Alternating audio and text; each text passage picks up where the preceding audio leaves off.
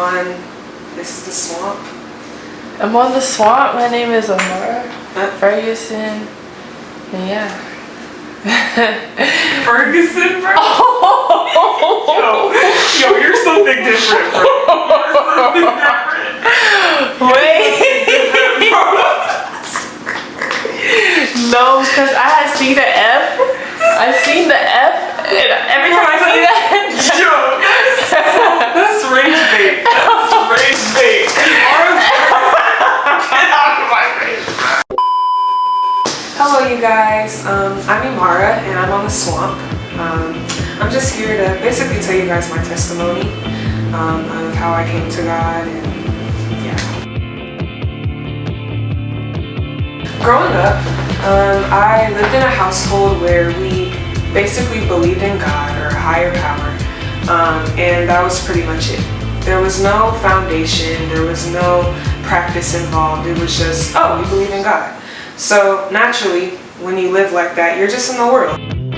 You're just kind of letting your experiences pull you every which way. And in elementary school, you know, I was introduced to some things that were not good. I was also teased from time to time. So just a lot of my experiences definitely shaped how I was internally. I think before I used to be very, you know, like bubbly, just wanting to have fun and do things, but it took those experiences with people maybe having to either tease me or bully me in a certain way that would cause me to basically dim my light. So going forward, even going into middle school, I started dealing with, you know, kind of seeking validation from people and wanting to fit in. Because when you go from not caring to caring because of other people, it definitely shapes your thoughts. You want to fit in, you want to, you know, look like the other people. So that's when comparison starts to happen as well. So a lot of comparing happened, a lot of jealousy happened, and the more you kind of sit that way, it really shapes who you are as a person.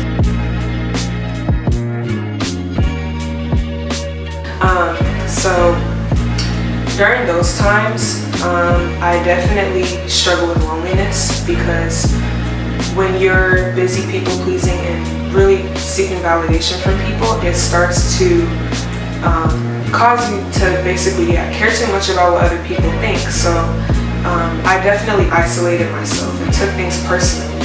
So it wasn't easy for me to follow that path. Going further into high school, my past experiences definitely caused me to be pretty lonely.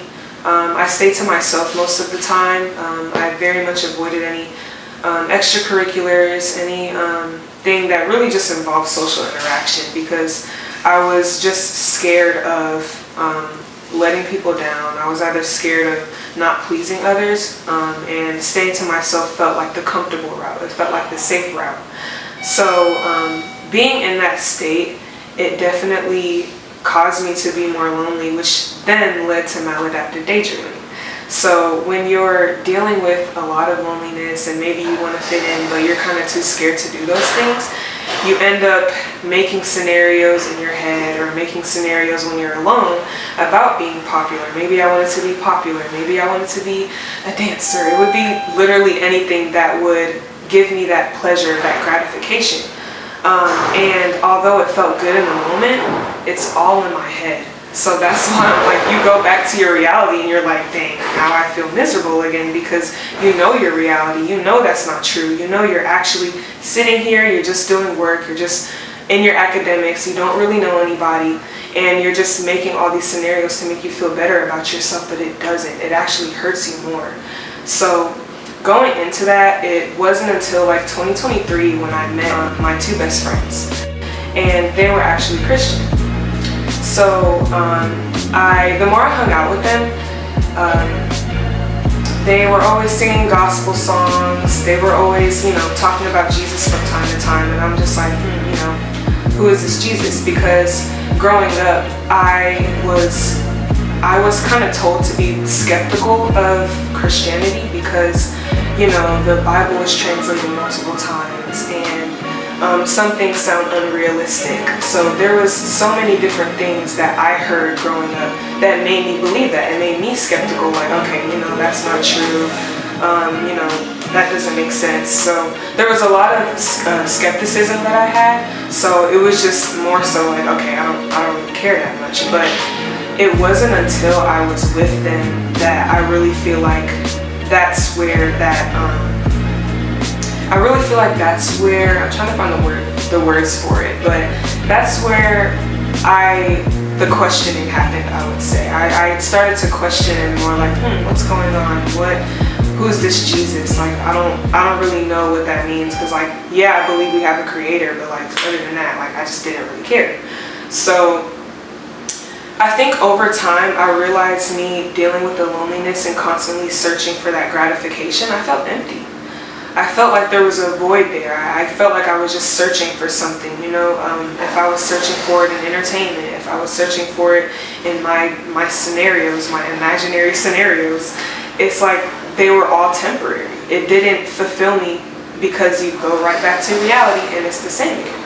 So I dealt with that emptiness for a while, and it was just hard for me because I started to feel miserable because I didn't know what else to do. Like, okay, I'm just living this life. I feel empty. I feel lonely. I don't know what's going on. So you just keep kind of going back to your old ways, or your ways that you've been doing, because it made you feel good in that moment. So one day, my best friend actually invited me to her church. And, I was like, okay, cool. I mean, I don't really know much about it, but cool. So I asked my dad if he can take me, and, he had no problem with it. He was all for, like, making sure that, I'm like finding my way, like there's nothing wrong with me exploring, like, obviously things of this life. Like, he would never force me into anything. So he had no problem taking me. And when I first got there, like, I felt like I learned a few things. I was kind of learning more about Jesus and God overall. But it also caused me to have some questions, like, like how did Jesus become to be? Like, why was it like a miracle baby? Like, there was still some things that I thought didn't make sense, and that's where the skepticism came in, because I'm just like, okay, well, this doesn't make sense, and this doesn't make sense, and I don't understand this. So it's like, overall, I was confused, but I was still interested. So one day when I was at my house, I went up to my dad's office one time, and I saw that there was a Bible in there. So I was like, cool. So I grabbed it because it seemed like it was just lying around. It didn't seem like anybody was reading it. So I took it, and I started at Genesis. Multiple times, because if any of you guys understand, you'll start Genesis over and over and over again, because it's like you'll be into it, then you'll fall out of it, then you'll fall into it, then you fall out of it, and it's like a whole thing. So the more I was reading it, I definitely did, like, I don't know if I would say I was enjoying it, but I was definitely interested, because I was trying to understand, okay, who is this God? Who is Jesus? Who is any of this stuff going on? So the more I was reading, I also continued to go to my friend's church. And naturally, my dad was the one that was taking me. And although he didn't have a problem with it, I can tell, in my opinion, it did seem like he was a bit annoyed. Basically, my dad was just telling me to question a lot of the things that might be going on in the church. And it made me want to do some research on basically, like, Christianity as a whole. And it led me to, like, learn more about denominations. And the whole thing just, like, got confusing. And I kind of led to the conclusion that, oh, this seems unstable. So I was kind of like falling out of it. But I still had that desire to, like, read the Bible still. Like, although I was confused, I was like, you know what, let me just keep reading, because I don't fully understand. There's so much information out there. There's so much stuff going on out here. So I don't really know, like, what's true and what's not. So I still continued to read, but I'm not gonna lie, I was still falling out of it, and I was still stuck in a lot of my worldly ways. It did get to a point where I did start idolizing this rapper, and it was really bad, like really bad. I'm telling you, like, every interview, every song, like, I was there. I was watching it all. And it's like deep down, I did feel like, okay, Imara, you're low-key doing too much. Like, you need to calm down. Like, it's just a person. It's just a person. But to me, I was like relating to them so much. Like, it felt real to me. So I think that's why I kept like indulging in that idolatry, honestly. But at the same time, it wasn't helping me. I was still feeling lonely, still struggling with maladaptive daydreaming, still struggling with so many things. So it's just showing like how unfulfilling all the stuff I was doing, all the stuff I was doing, how bad it was. So over time, I did feel like I started to fall into a season of just depression and anxiety because I just felt miserable. Like, I just felt like I was doing stuff and it just wasn't helping me, it wasn't fulfilling me in any way. So over time, I'm just like, okay, I don't know what's going on. This is a lot. So at that point, I was just still reading the Bible, but I was also juggling reading the Bible and glorifying the rapper, and that doesn't mix, obviously. So I actually felt pretty weird about it. So overall, I was just struggling with idolatry, I was struggling with loneliness, and just feeling miserable over time, just trying to fill the void that I had. But I still continued to read the Bible. I kept, wanting to read sermons, wanting to watch sermons, and wanting to just kind of understand God more because I was still confused, still not really understanding. But I'm like, let me see what this is about, because clearly all the other stuff I'm doing it's not going to help me. It's not changing anything that I'm going through.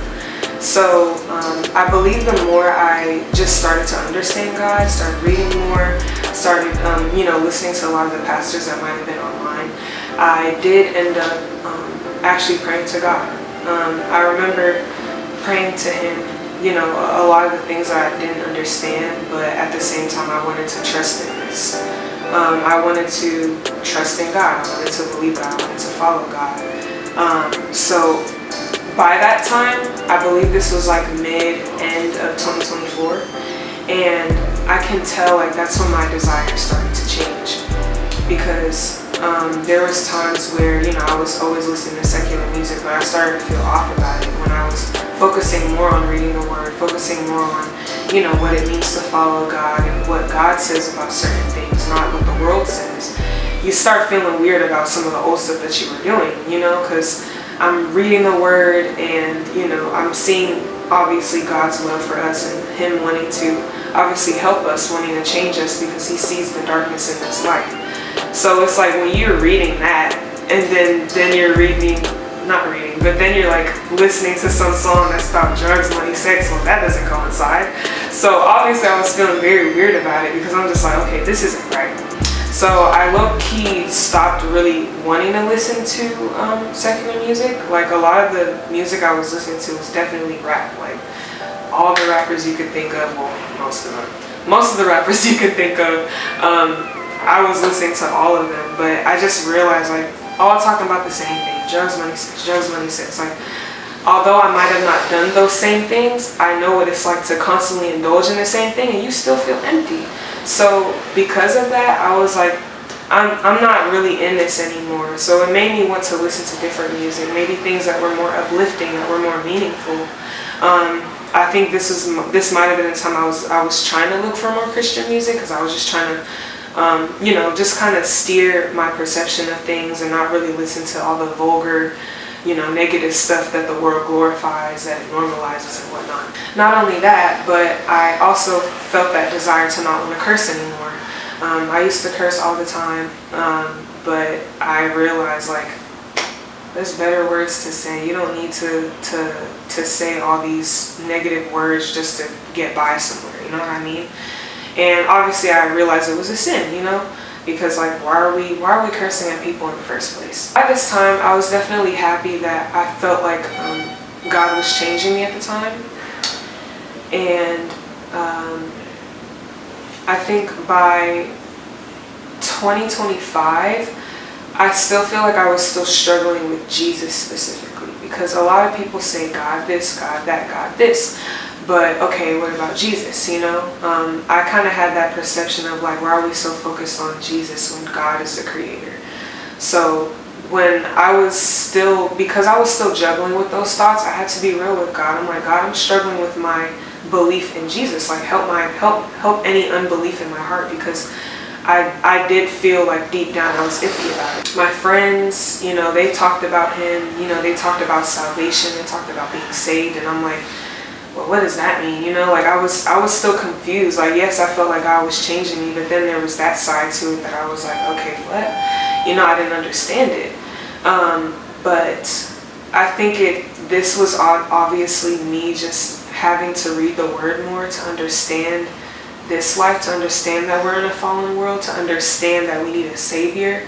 That made me like, oh, okay, I see why Jesus is important. It's not just God, because anybody can call themselves God and all this other stuff, but no, we need to make sure that we're actually following the person that actually saved us. But at the time I didn't understand that. I was feeling very iffy about it, even with the salvation thing. So over time, just with hanging out with my friends, still watching sermons and reading the word, I was definitely pouring out to God again, like help me with anything I might be dealing with, so to make sure that I'm following you the right way. So although I felt like I was still dealing with doubts, even though I was telling God, like, I believe in your son, that, that he will save me, I was still dealing with that doubt. And I think that's where a lot of the worry came in, because I'm just like, well, I don't know if I'm really saved, because I'm doubting here and I'm doubting there. But I realized, like, it's not about me, though. It's not about, like, when I think it's this or when I think it's that. Like, no, it's about God. Like, what did God do for us? So whether I might be dealing with doubt or not, like, I'm choosing this life, and I'm choosing to follow Jesus who saved me. So going into like 2025 throughout the summer, I definitely was just focusing on the Lord more and trying to understand him. And by August 2025, that's when I got baptized. And I just said, like, I want to choose this life. I see that my past, of all the stuff I did, it was miserable. Like, I was just in my head all the time with the scenarios, with the loneliness, trying to make myself feel better, and it did nothing for me. If anything, it made me feel worse. It made me care more about man than what God says about me. It made me feel all those things that were very much negative, that didn't help me in my walk. But when I chose God, when I chose that he qualified me, that he created me, that he chose me, that he saved me, that's when the transformation came. That's when a bigger understanding came for me. That's when comfort honestly came, because I felt like I was pushing for something different. He doesn't tell us to sit in our comfort. He tells us to get out of it, if anything. So yes, right now the walk obviously can feel hard, but overall, like, this was the best decision I ever made, because I would just be sitting in my sin forever if I didn't choose Jesus.